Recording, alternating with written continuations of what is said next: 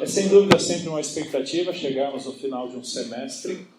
Aguardamos esse momento em que terminamos todas as coisas, matérias, ministérios, encaixotamos aquilo que vocês precisam retirar do quarto, para então no semestre que vem levarem para outro quarto, recomeçando algumas coisas novas.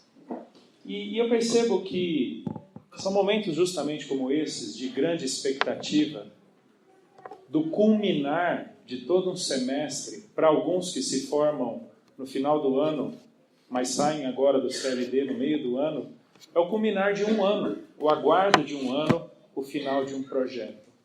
E você já deve ter percebido na sua própria história que é geralmente em momentos de grande alegria, de grande expectativa, o aguardo de algo muito esperado, que também acontecem grandes quedas, quando nós abaixamos a nossa guarda, quando então nós acabamos cedendo a tentações que tão dedicadamente nós fugimos delas ao longo do semestre.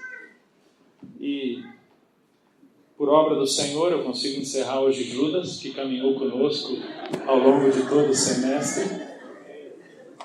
Não foi intenção minha, o Steve me convidou para falar hoje à noite, então eu quero terminar Judas com vocês. Ele que começou com a gente no início do semestre. Chegamos hoje, intencionalmente da parte de Deus, versos 24 e 25. Para mim, dois dos versos mais bonitos de toda a Escritura. Para mim, a doxologia que engrandece esse Deus que nós acabamos de cantar, mas que tem profundas implicações sobre as nossas vidas. É uma glorificação a Deus, essa é a ideia da doxologia. Mas é também uma oração de reflexão para aqueles cristãos que estavam sendo assediados por falsos mestres, alguns provavelmente tendo a sua ética, não só a sua teologia, comprometida por causa de uma má compreensão da pessoa de Deus e da salvação em Jesus. E Judas então termina a sua carta dizendo: ora, aquele que é poderoso para vos guardar de tropeços e para vos apresentar com exultação, imaculados diante da sua glória. A único Deus, nosso Salvador, mediante Jesus Cristo, Senhor nosso, glória, majestade, império e soberania, antes de todas as eras, e agora e por todos os séculos. Amém. Você deve se lembrar que ao longo de Judas, ao longo da carta, por diversas vezes, na verdade 5 antes dessa, Judas falou ou usou o verbo guardar. Ele começa a carta dizendo que os cristãos são guardados por Deus, são protegidos por Deus, estão sob os intensos cuidados de um Deus que é poderoso em si mesmo e o único capaz ou o único competente para livrar aquelas pessoas das mãos dos falsos mestres, bem como de uma vida totalmente entregue à promiscuidade, à perversidade. É a esse Deus que Judas encerra a sua carta, exaltando e engrandecendo.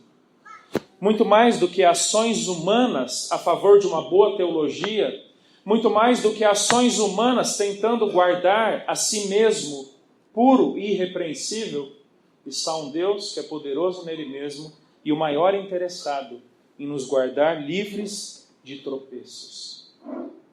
Muito provavelmente Judas aqui está pensando numa condenação eterna, até pelo uso da palavra tropeço, numa carta muito parecida com a de Judas, em Pedro. Pedro também quer assegurar os seus leitores, naquele contexto, assim como Judas aqui, que o único capaz de produzir redenção eterna, o único capaz de livrar pessoas de uma punição para todo sempre, é o Deus que enviou Cristo Jesus.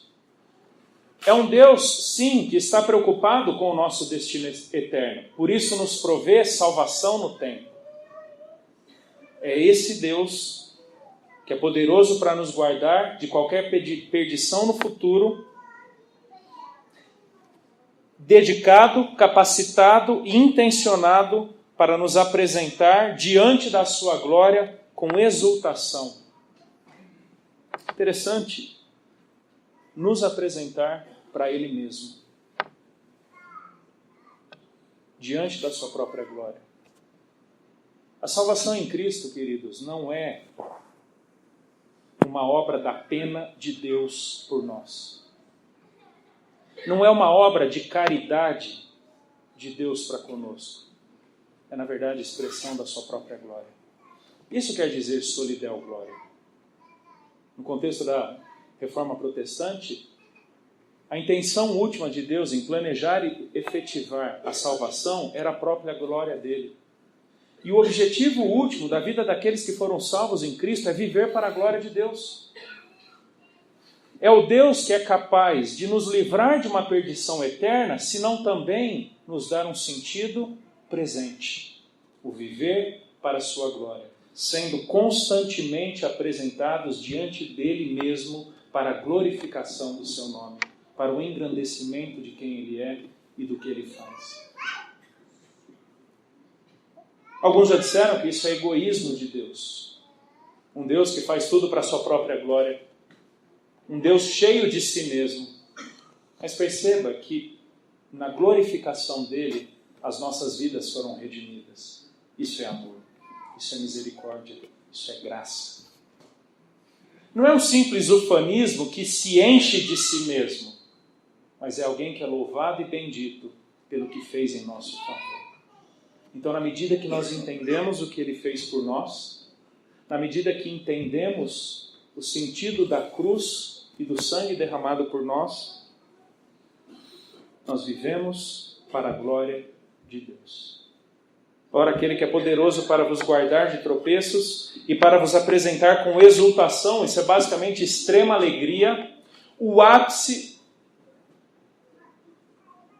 o momento mais glorioso da alegria de uma pessoa, essa é a ideia de Judas, em que Deus contempla em nós pessoas imaculadas, pessoas santas.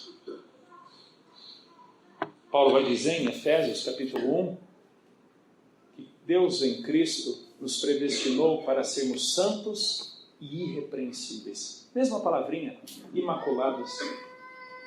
Mesma palavrinha usada para falar sobre a igreja em Efésios capítulo 5. Porque o Deus que nos livra de uma condenação eterna nos dá um sentido de vida presente que implica numa vida imaculada. É por isso que ele nos guarda. Porque ele é o maior interessado na nossa santificação.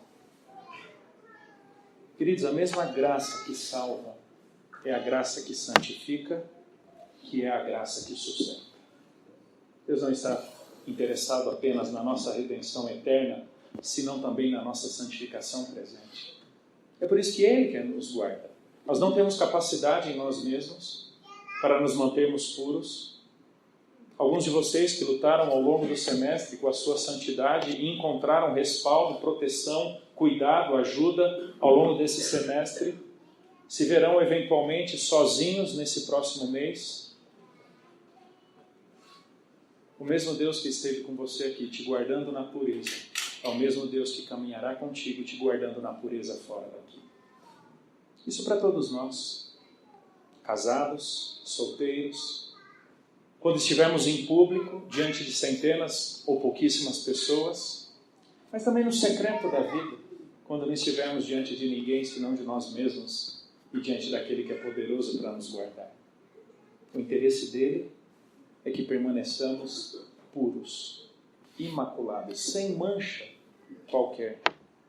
E na medida que vivemos a nossa santidade, muito mais do que expressar a nossa capacidade na manutenção da pureza, Deus é glorificado. Ele é sempre a causa última de todas as coisas que nós fazemos.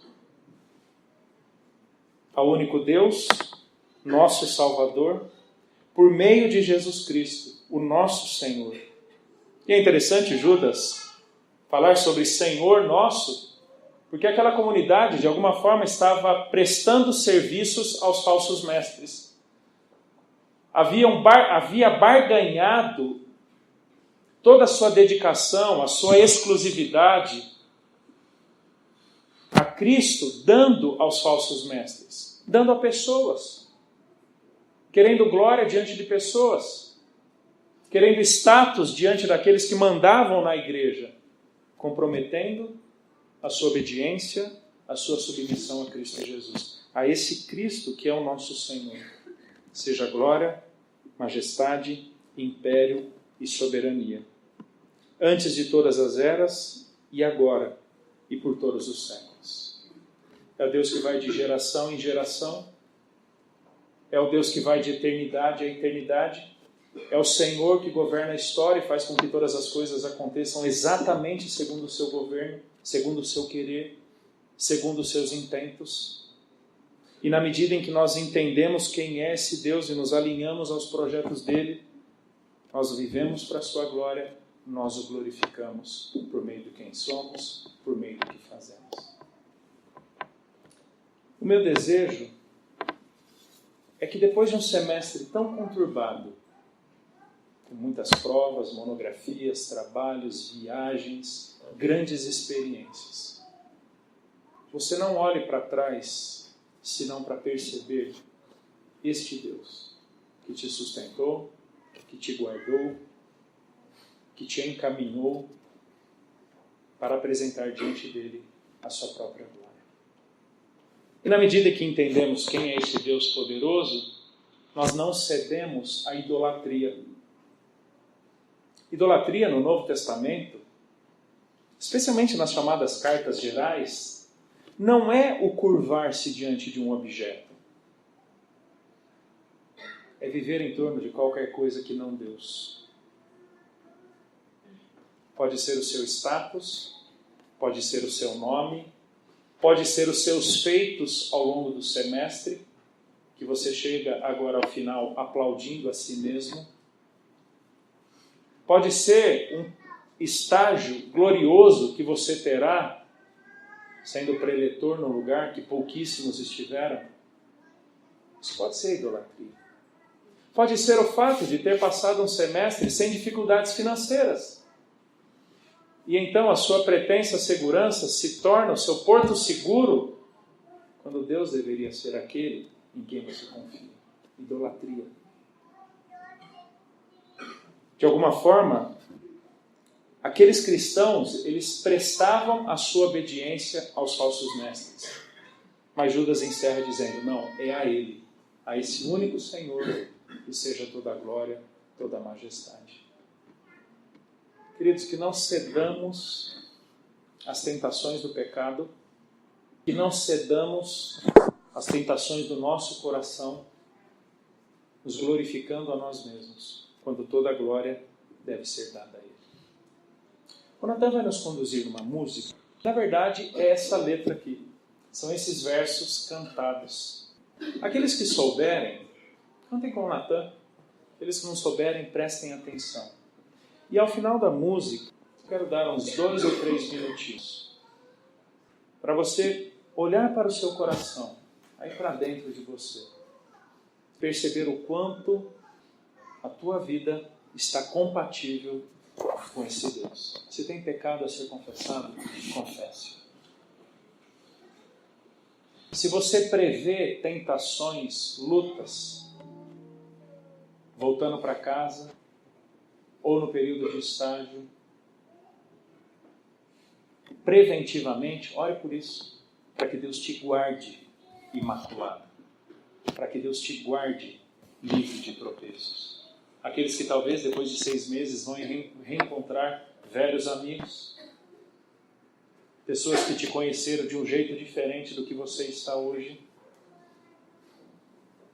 Não se iluda, porque a força não está em você, mas no Deus que te guarda, livre de tropeços. Ore preventivamente. Deus, eu terei esse mês pela frente. Ou eu tive essa conduta aqui para trás. Me ajude ou me perdoe.